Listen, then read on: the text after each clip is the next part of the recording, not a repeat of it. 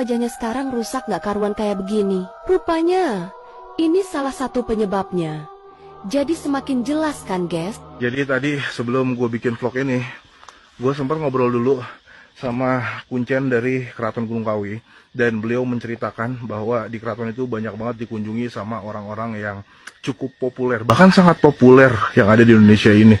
Mulai dari para pengusaha, perusahaan-perusahaan yang cukup terkenal di Indonesia, bahkan sampai pejabat-pejabat Indonesia. Dan salah satunya adalah salah satu mantan Presiden Republik Indonesia.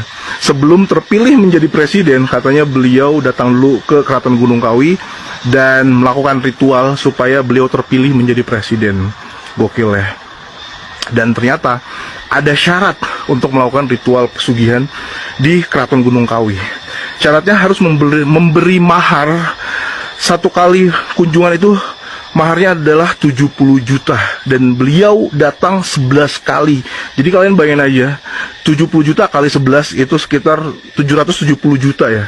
Itu yang mahar yang dikeluarkan oleh si mantan presiden ini datang ke Keraton Gunung Kawi supaya beliau terpilih menjadi presiden Indonesia.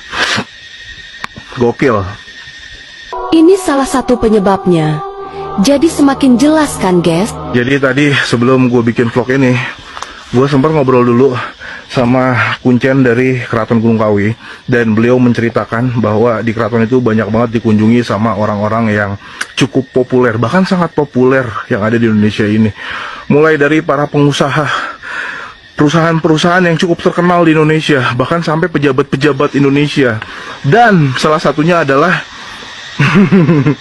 salah satu mantan Presiden Republik Indonesia.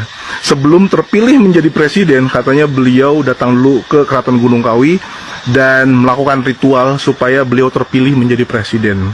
Gokil ya. Dan ternyata ada syarat untuk melakukan ritual pesugihan di Keraton Gunung Kawi. Syaratnya harus memberi mahar. Satu kali kunjungan itu maharnya adalah 70 juta. Dan beliau datang 11 kali. Jadi kalian bayangin aja, 70 juta kali 11 itu sekitar 770 juta ya. Itu yang mahar yang dikeluarkan oleh si mantan presiden ini datang ke Keraton Gunung Kawi supaya beliau terpilih menjadi presiden Indonesia.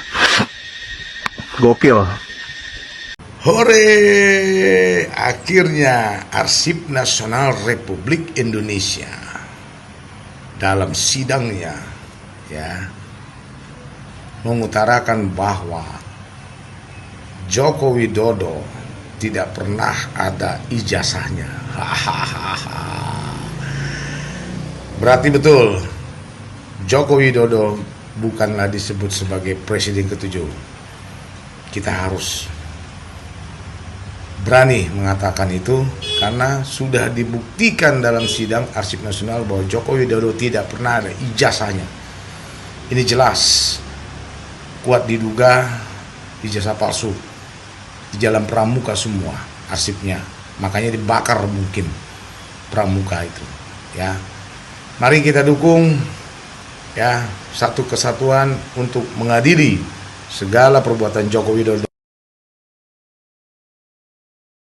Republik Indonesia dalam sidangnya ya mengutarakan bahwa Joko Widodo tidak pernah ada ijazahnya. Berarti betul Joko Widodo bukanlah disebut sebagai presiden ke-7. Kita harus berani mengatakan itu karena sudah dibuktikan dalam sidang Arsip Nasional bahwa Joko Widodo tidak pernah ada ijazahnya. Ini jelas, kuat diduga ijazah palsu. Di jalan pramuka semua arsipnya, makanya dibakar mungkin pramuka itu. Ya, mari kita dukung ya satu kesatuan untuk mengadili segala perbuatan Joko Widodo. Tidak pernah nongol, tidak ada prestasi, tiba-tiba dikasih penghargaan. Itulah Indonesia.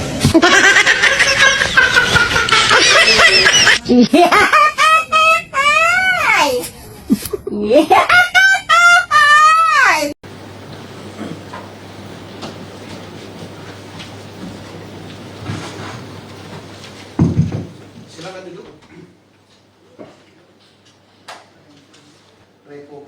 Indonesia pada hari Rabu 4 Februari 2020, bagian daripada hukum acara Komisi.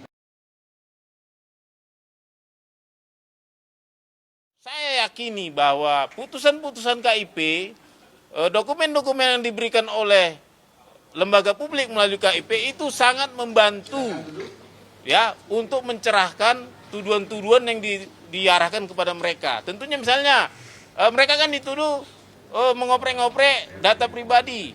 Terbukti sidang KIP menyebut itu adalah data publik. Jadi tidak mungkin, tidak tepat mengatakan mereka menyentuh pribadi. Kembali mengguncang publik, aktivis nasional Marwan Batubara menyebut mantan Presiden Republik Indonesia, Joko Widodo, sudah layak diperiksa bahkan ditangkap. Tangkap dan adili Jokowi, ya, karena sudah ada beberapa menteri yang diperiksa, yang jadi tersangka itu selalu menyebut Jokowi, mungkin ada 4 orang menteri, ya. Jadi ini sangat kuat dasarnya untuk Jokowi itu ditangkap dan diadili. Jadi karena itu ini harus kita suarakan lewat, salah satunya lewat GMKR. Marwan Batubara menegaskan, pernyataannya bukan vonis, melainkan desakan moral dan hukum, agar aparat berani memeriksa siapapun yang namanya disebut-sebut dalam berbagai persoalan negara. Publik kini menunggu apakah hukum benar-benar berdiri di atas keadilan, atau masih tunduk pada kekuasaan. Tulis pendapatmu di kolom komentar. Mana seorang penasihat ahli Kapolri menjadi penasihat Jokowi at the time? Oke.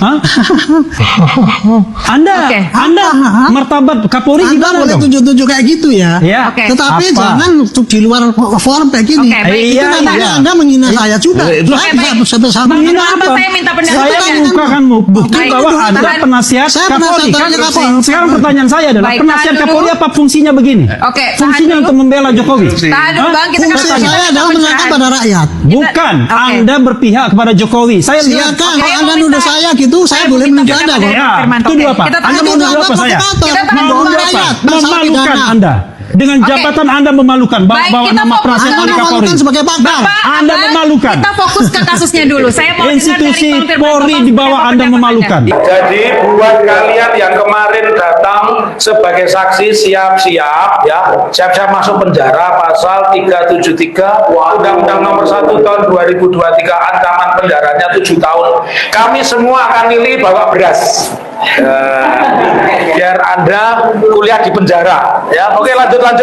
Jadi hari ini saya garis merah nih, Maharindra adalah koordinator KKN di Desa Ketoyan dan dia tidak pernah melihat orang yang bernama Joko Widodo. Lanjut. Reshuffle Kabinet Jumat 6 Februari makin panas.